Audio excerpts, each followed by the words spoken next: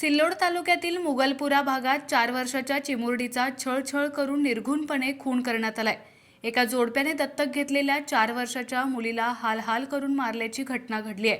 मुगलपुरा भागात राहणाऱ्या फहीम आणि फौजिया फहीम शेख या दाम्पत्यानं 3 वर्षाच्या मुलीला जालन्यातून 5,000 रुपयात खरेदी केलं होतं। मात्र शेख दाम्पत्यानं तिला दत्तक घेतल्याचा बनाव रचला होता। आयत या चिमुकलीला घरी आणल्यानंतर हे दाम्पत्य तिचा छळ करत होते। अमानुष मारहाणीमुळे चिमुरडी जीवाच्या आकांतानं ओरडत होती। मात्र या पती-पत्नीला तिची दया आली नाही। 15 दिवसांची उपासमार आणि अमानुष अत्याचारामुळे चिमुरडीचा मृत्यू झाला। मुलीच्या मृत्यूनंतर कोणालाही याची कानोकान खबर लागू नये आणि आपले पितळ उघडे पडू नये यासाठी फहीम आणि फौजिया यांनी गुपचूप तिच्यावर अंत्यसंस्कार करण्याचा प्रयत्न केला, मात्र तो असफल झाला। या प्रकरणी पती-पत्नी दोघांनाही अटक करण्यात आली आहे। मृत मुलीचे नाव आयत फहीम शेख असं आहे, तर फहीम आणि फौजिया फहीम शेख या पती-पत्नीला पोलिसांनी अटक केली आहे।